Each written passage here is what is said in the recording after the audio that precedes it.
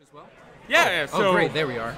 Sam is, as you can see by the Canadian flag, yes, is a Canadian player. I believe he lives in Toronto. He's definitely from Ontario if he doesn't live in Toronto, and I apologize if I'm wrong, Sam. And to the viewers that are at home, I know this is extremely unlikely, but we just don't want to give away information before their match starts, and that's the only reason why we don't talk about their teams until you actually see them on the screen. So now we can say that Gastrodon is Dane's wildcard. Gastrodon has the ability of Storm Drain, so that way all water moves go right on to Gastrodon. And on Sam, we have a few surprises. We have the Machamp being the most exciting Pokemon of all. Machamp really hasn't seen much play. It's always kind of a powerful Pokemon, though, because it has a nice slow speed, makes it great in Trick Room, which we don't actually see on Sam's team, so I'm wondering how he's going to set that up. But Machoke usually is used for its no-guard ability, making all moves to and from Machamp always hit, and Dynamic Punch, which, if you look in a bit further, Sam is actually opting not to use. And we'll see why soon enough, hopefully. All I know is that I just want to see Machamp in action. So hopefully Sam does decide to bring Machamp. And yeah, looking in further, Sam also is using Marowak, another kind of Pokemon that was really popular early, hasn't seen as much play lately. Also known for its ability to draw types of attacks. In this case, Marowak has Lightning Rod to draw electric attacks to it, similar to Gastrodon's Storm Drain. It will also boost Marowak's special attack, though that probably won't have much of an impact on any of these matches, unlike Storm Drain's ability to boost special attack. It'll be interesting to see if either of them decide to bring Gastrodon and or Gyarados with them. So, or even Coco and Marowak, you know what I Coco mean? and Marowak do interact with each other. I wouldn't be surprised if Sam's Coco has Discharge to kind of negate the effect of Lightning Rod, rather, and let him still use Electric Attack on his opponents. And we see going off that Dane is opting to start with Porygon 2 and Tapu Lele, whereas Sam is starting with Celesteela and Nihilego. I have to say that Sam has a very good start here. One of the few Pokemon that can really stand up to Tapu Lele is Celesteela. If Celesteela has Heavy Slam, it's almost guaranteed to knock out the Lele, unless it is, invested in defense and HP. On top of that, Nihilego also is a great threat to Tapu Lele because it has that same type Sludge Bomb, giving it the same type attack bonus, boosting it by 1.5 times. So it can also deal a great chunk to Tapu Lele, probably taking it out again if it's not defensive. Porygon 2 is known for using the move Trick Room. So I wonder if it will do it because it will benefit Celesteela in a way. Oh, but Dane is bringing in his Gastrodon instead, while Sam opts for a Protect on the Nihilego. Gastrodon now being the slowest Pokemon on the field. And Sam just goes straight for the Heavy Slam, wanting to get rid of that Tapu Lele if it stays in. Doesn't do much to Gastrodon, but it's still pretty solid.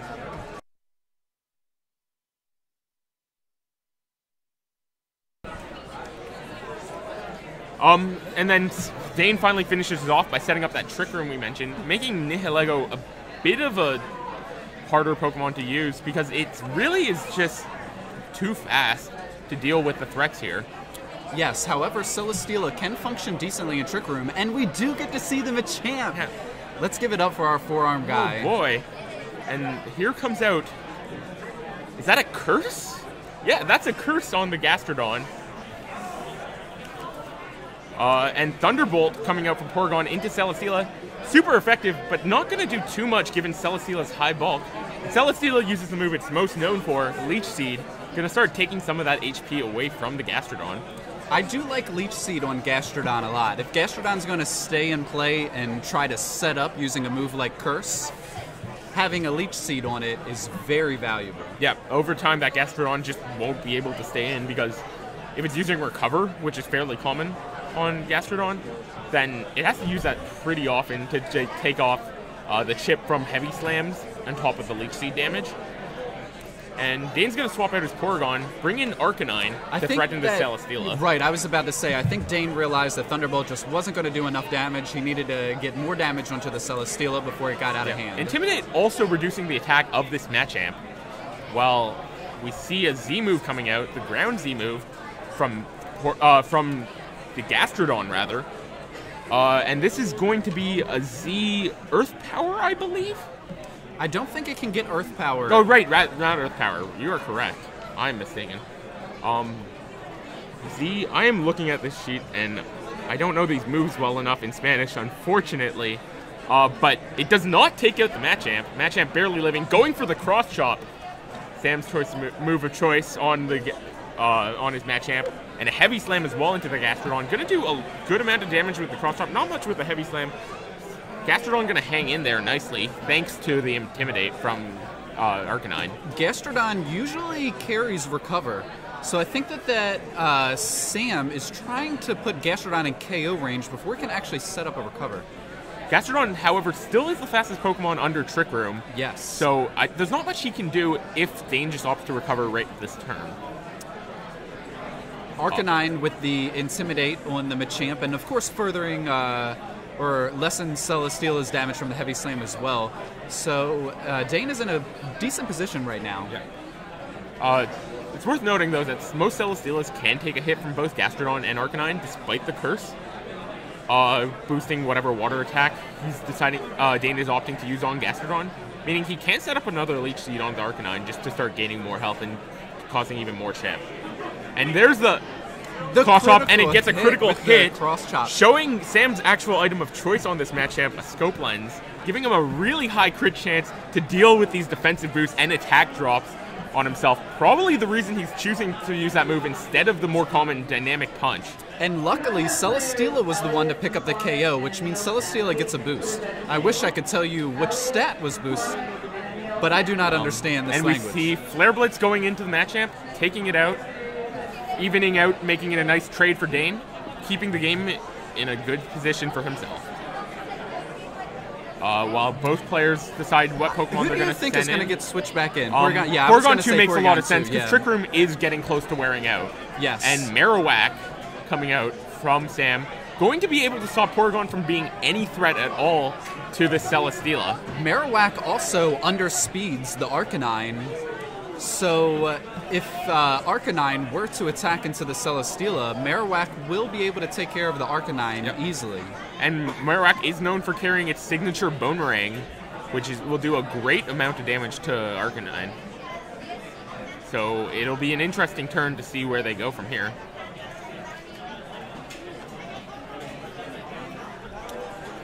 I think Celesteela with the boost is not going to be switching.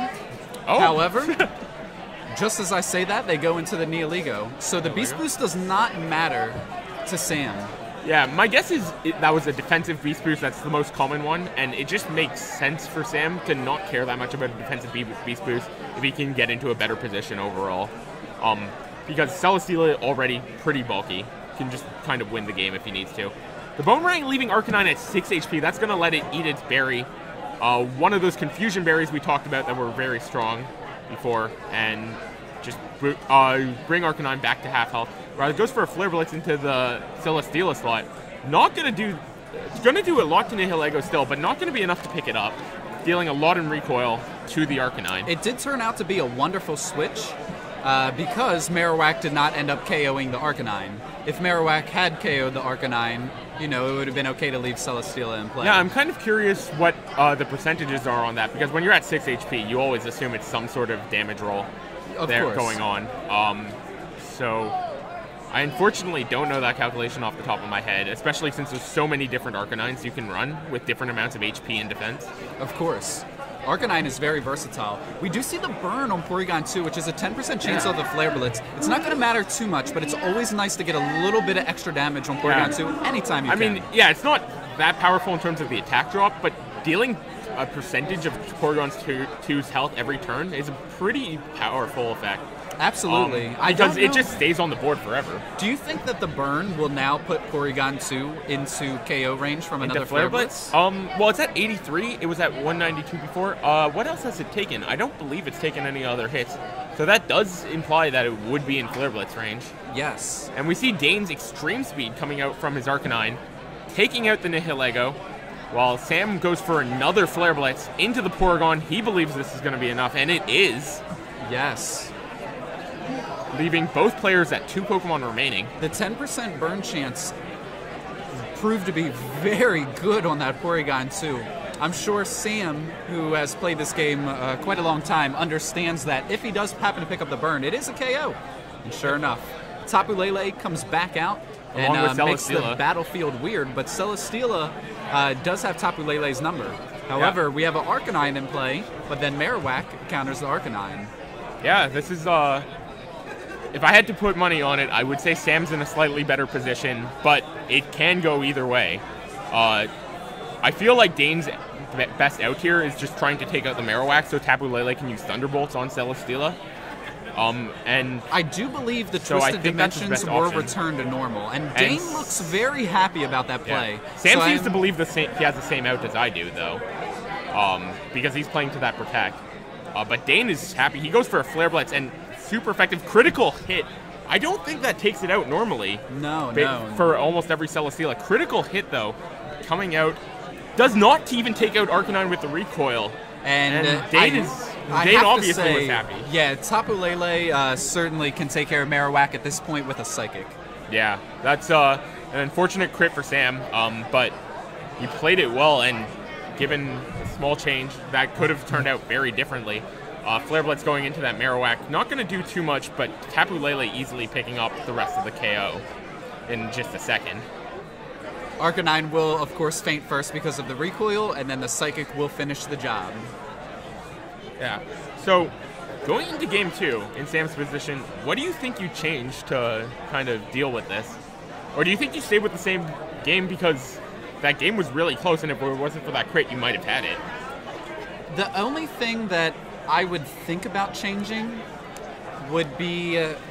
I feel like Arcanine may have been on the field a little bit too long because it was able to stay in play for such a long time that it was able to pick up the knockout with the Flare Blitz. And we had seen that we just came 6 HP away from knocking out the Arcanine with the Boomerang. Right. So it's a shame that Arcanine was able to stay on the field so long.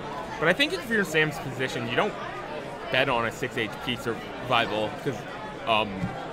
because that's pretty low amount. Right. So it would be very confusing right now. Like, would you go the Boomerang into the Arcanine again if you had the opportunity? Yeah, so, well, the thing is, if you switch into the Arcanine, I think that's still your highest damage option on basically your team.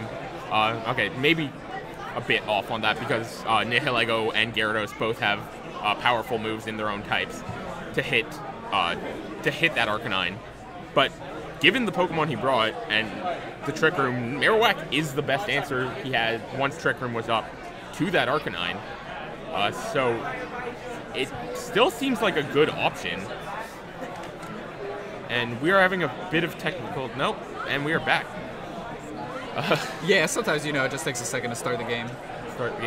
And we see Dane swapping it up, bringing his Gastrodon and his Tapu Lele, with Sam going in for Nihilego and Machamp right off the bat. Psychic Terrain coming down, and bringing us to a very interesting lead situation where Sam threatens Tapu Lele with a Sludge Bomb off his Nihilego. Machamp is threatened very hard by a Psychic off the Tapu Lele, and Gastrodon isn't threatened too much, able to do good damage back to the Nihilego, but needs to somehow get to that position without Nihilego taking out the Tapu Lele first. I love seeing Machamp come back into this game. Machamp did do a good job in Game 1 with the critical hit cross chop. I know that Machamp has Porygon 2's number, so if this Machamp gets to stay in play... And we see Sam trying to just get rid of the Tapu Lele right away. Goes for a Sludge Bomb. Gets the poison on the Porygon 2. This Porygon seeming to like getting afflicted by status conditions. Well, I don't think Sam really minds because like we had said last game, any damage that you can get on Porygon 2 is very helpful. And we see an Earthquake, that probably being what the Z move was. Yeah, coming absolutely. Out from the Gastrodon. Being a bit surprising, that means it is a physical Gastrodon. Kind of less common given its higher special attack. But it does give you access to things like Earthquake, where since Gastrodon did lose Earth power from last generation, as you mentioned earlier. Yes. Very, very nice play. I wouldn't normally think of Gastrodon being a counter to Nihilego, but it took it out. Yep. And now Gastrodon can choose to Earthquake into the Marowak, which would be decent. Machamp, yeah, but however, I think it is worth noting Machamp just hit the Gastrodon for 112, which is more than Gastrodon's current HP. So on a same roll, the Cross Chop does take out the Gastrodon. Not to mention, it still has the crit chance. So Machamp does threaten both of these Pokemon with a KO. Marowak probably threatens the Porygon given its current HP remaining. And also, Shadow Bone still does a lot to Gastrodon. So Sam's in a pretty happy spot despite losing a Pokemon there. Dane opts to switch out of the Gastrodon to save it for later. We do get an Intimidate, which is very good on this turn against 2 physical attacking Pokemon. And we see Machamp once again go for the Cross Chop into the Arcanine, get the 50% critical hit, dealing a lot of damage. Arcanine barely holding on. This Arcanine very good at doing that. Correct me if I'm wrong, but a critical hit bypasses the attack drop from the Intimidate. Yeah, exactly. Which is why Sam's probably opting to use that instead of Dynamic Punch, just to deal with these Intimidates or Intimidate attack drops or defense boosts that various Pokemon can get off Beast Boost or, in this case, Curse. And it's very interesting, too. Machamp seems to be the only Pokemon that can do something like this. His ability No Guard makes the non-accurate moves 100% accurate. So his Cross Chop or anything else that he may use. It's actually somewhat used with Kartana's with Leaf Blade, which also has an increased crit rate. Right. But less popular than more common items such as Assault Vest or Focus Sash, which just make Kartana able to stay in battle longer, or a Choice Scarf to make it faster and better. I suppose because of the way this Machamp is built, you really don't have to switch it out from an Intimidate. Nah, not really. It doesn't really stop it from doing half what it's the time. supposed to do. Intimidate doesn't matter at all. And we see a Flare Blitz coming out to the Machamp. Machamp holding on, even through a critical hit.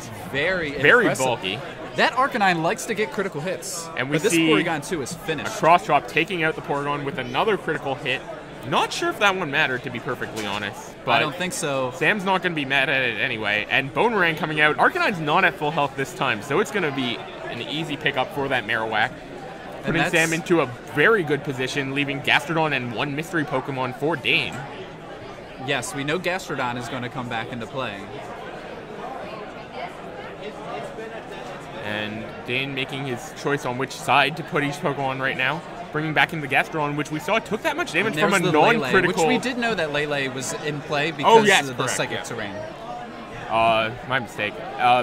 Machamp does still have the Cross Chop, which did have to Gastrodon last time without the crit, so 50% chance to just take it out, which aren't horrible odds. Tapu Lele does threaten both of Sam's Pokemon with a one-hit KO through Psychics, though. So he does have to be a bit wary of that. Yeah, Tapu Lele is certainly the real threat on the field right now, and I don't know if Sam has a good matchup against that Lele. Well, I think it really depends what Sam's last Pokemon is, which I don't believe we've seen, because it is the Celesteela. Very full nice health Celesteela, play. which is a great answer to the Tapu Lele. And Psychic will go into the Marowak slot. Oh, that's probably gonna take it out. It does. Sam possibly making a wrong read there instead of going for another Cross Chop. But he is still going to have Machamp to try again. And Gastrodon versus Celesteela usually errs in the side of Celesteela because of its immunity to Toxic and ground moves. Yes, especially this build of Gastrodon. Celesteela can easily win a 2-on-1, even though Celesteela does still have the help from Machamp. If I were Sam, I'd play Celesteela nice and slow. Start getting some life recovery from the Gastrodon.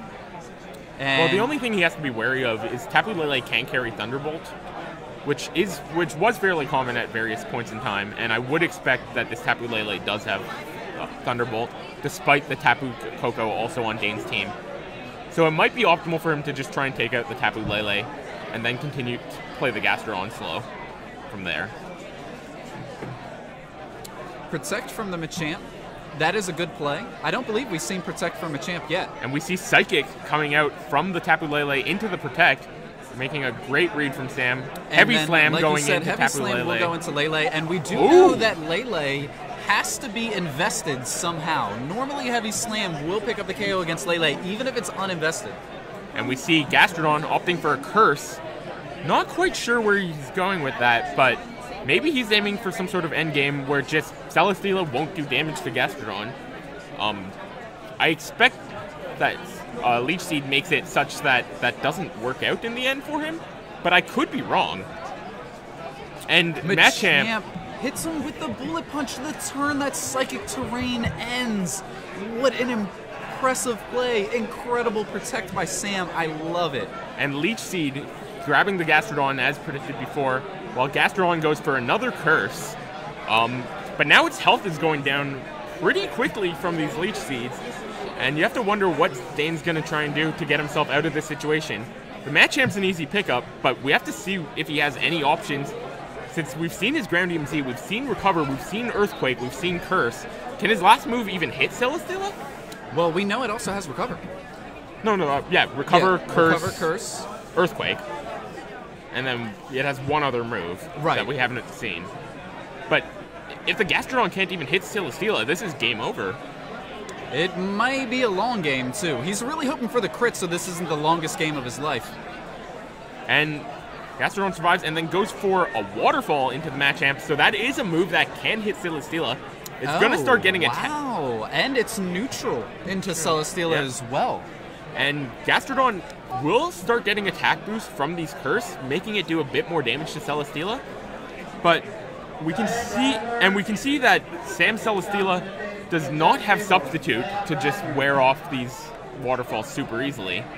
But it still does have Leech Seed recovery, it still does have Protect, and it still does have Leftovers.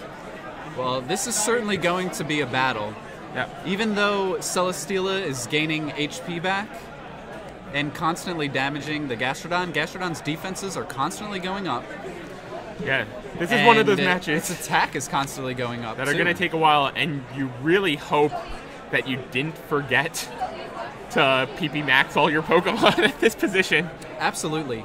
Now, at this point, the reason why you've seen Celesteela go for a Flamethrower is if you burn Gastrodon, its physical attack damage will be nerfed.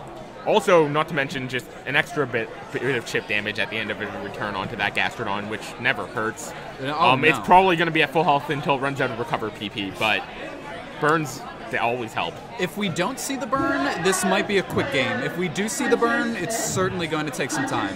And we see the Waterfall for the first time. Going to see how much that does to Celesteela. Bit less than half. Celesteela then getting Leftovers recovery. Well, you know how bulky Celesteela is, so I'm very impressed with the damage here. Yeah. I do believe Celesteela will have Protect. Yeah. Well, it is a +2 Gastrodon, so that does explain parts of this, but still, a lot of damage.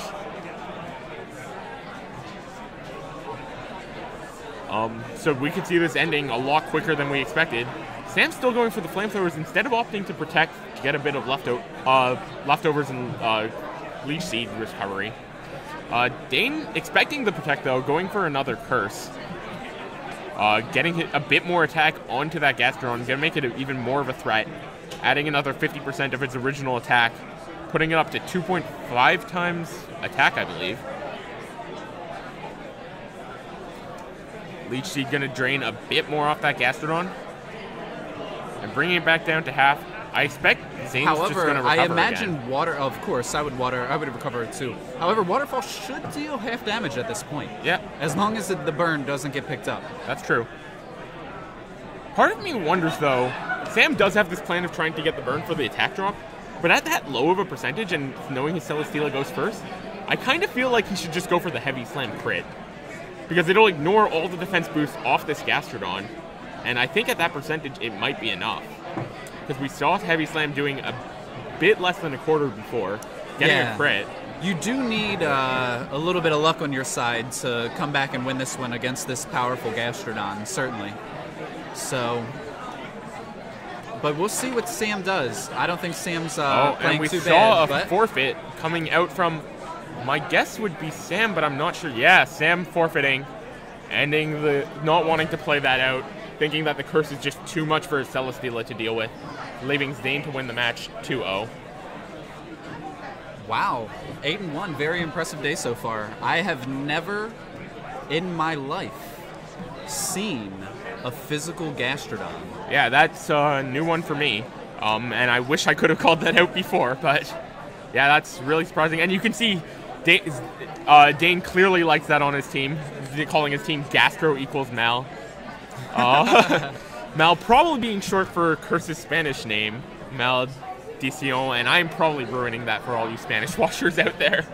Well, I have to say, it was very difficult to host a game when it's in another language that you don't understand. So sorry that we couldn't give you the perfect commentary on that one, but we tried to give you everything that we could. And Still got to see two very exciting teams playing off each other from two very good players. I really liked the Machamp, and it was, like you had said, it doesn't need to switch out from an Intimidate because it's trying to get the critical hits. Right, that exactly. will bypass the attack drops. So to have a physical attacker that doesn't need to switch out from Intimidate can prove to be pretty decent. Unfortunately, it didn't really do its thing in this round, but a Pokemon that did do its thing this round is Gastrodon.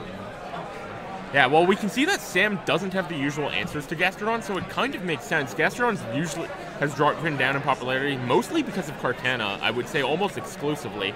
And with Sam not opting to run Celesteela as a steel type of choice, he doesn't have really grass moves to just one-hit Gastrodon out of nowhere that a lot of teams are carrying nowadays. So without that option, Gastrodon makes a lot of sense as a pick. And we can see why Kartana has driven it out and why otherwise it was used a lot originally. Yeah. Well, I thought that was a wonderful set. Both players played great, but ultimately Dane was able to come out on top with his unique Gastrodon. I suppose that I can go ahead and grab Dane shortly for a small interview after that round. That was a quick one. Is there anything else that you would like to talk about this round? No, I don't think so. We'll see you guys shortly. Yeah, thank you. We'll see you shortly. Dane Zeman, the winner of our last feature match.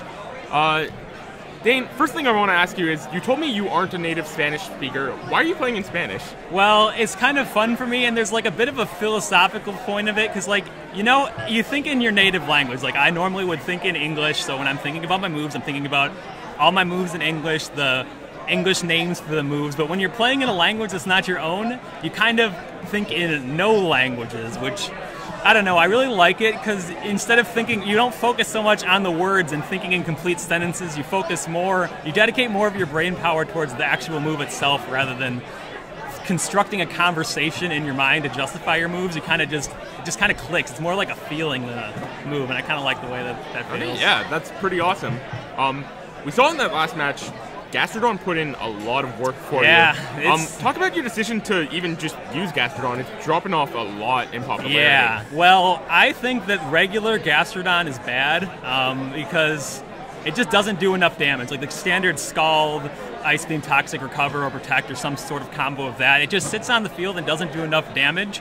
And then on my team, like I don't even think that the Curse Gastrodon set is the best Gastrodon set or even that good, but it really fits well in on this team. I used to have like a Mudsdale on this team, but then you run into some matchups like Tapu Fini, Celesteela that are extremely difficult to deal with.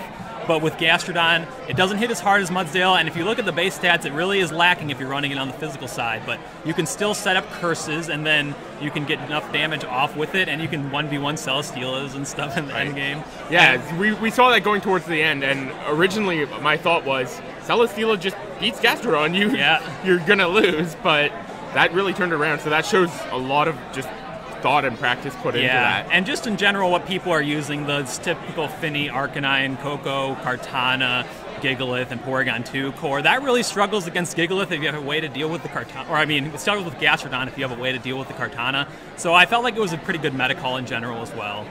Okay, awesome. Also saw that your Arcanine, I believe, has some kind of interesting moves that we didn't see in that match. Yeah. But when you brought it out, I saw this on the sheet. You want to talk about that? So or it has do you Toxic on it, I guess. I mean, I'll scoop to them for the sake of the interview. But yeah, I just run that more because stuff like Porygon 2, sometimes in the end games you'll get Porygon 2 and you can't out damage it, and it can just keep recovering off. So it's nice to have that, and it also helps in the Arcanine mirror so that you can. A lot of times Arcanine you'll have two Arcanines on the field and they just won't have anything really to do because you don't want to switch out because you might get switch out into, say, Celesteela and get Flare Blitzed, and that's never fun. So people just leave their Arcanines in, kind of playing chicken. So that really helps in the Arcanine mirror. Of course. Also saw that your Arcanine just barely lived off a few Marowak and Machamp hits. Is that calc for that, or was it just a lucky circumstance? I did not scope for calculate for scope lens Machamp, and most Marowaks aren't running Boomerang anymore, so I didn't really calc for that. It's got a bunch of calcs going into it, but Of not course. that. So it was just kind of a lucky circumstance. It was. I was happy. That Marowak was a weird roll too, because it did so little the first time, and then it almost KO'd with the second hit. We saw it leave with 6, and I was just like, yeah, and then Lele lived with like that 20 has to be HP a in roll the of end. some kind with the 6. Yeah, he got like a low roll and then a really high roll on the second hit. So I was like, oh, he'll live this easily, and then wow, it goes all the way down to 6. Yeah. So looking at your team, it has a few like common elements such as the Arcanine, the Kartana, the Tapu. Yeah. But other things. So you're obviously teching towards specific things. What would you say that this build gives you a better matchup against that normally don't? Well, like I said earlier, the standard Arcanine, Tapu Fini, Kartana, Tapu Koko, Porygon, Gigalith team really struggles with my team. It also helps a lot against Rain. That's another matchup where I would have Mudsdale on this team, and it was not very easy for me to win. And I know Rain's been picking up popularity ever since Tommy Valentine Colleen used it and published a team report on it. So I was kind of afraid that I would run into some of that here, so made sure to tech that on the team. So overall, it's been really, really good. So if you could, if every matchup for the rest of the tournament could be one, would you want it to be that Arcanine Fini? Either that or Rain. I mean, team? I'm happy with either of those. Yeah, that sounds great. See. So yeah, good luck to you in your future rounds. Okay. Anyone you want to shout out while you're here? I'll shout out Team Illinois. So that's Illinois in the United States. All of those guys there. Thanks for helping me practice and giving me encouragement, and also Justin Kruboff for driving me here. And then the Melee City Monarchs. They're my NPA team, and we're in the semifinals right now. So that's exciting. Pretty good. Yeah. Well, best of luck to you in your future rounds. Thank you. Hope to see you again up here. Thanks. And yeah.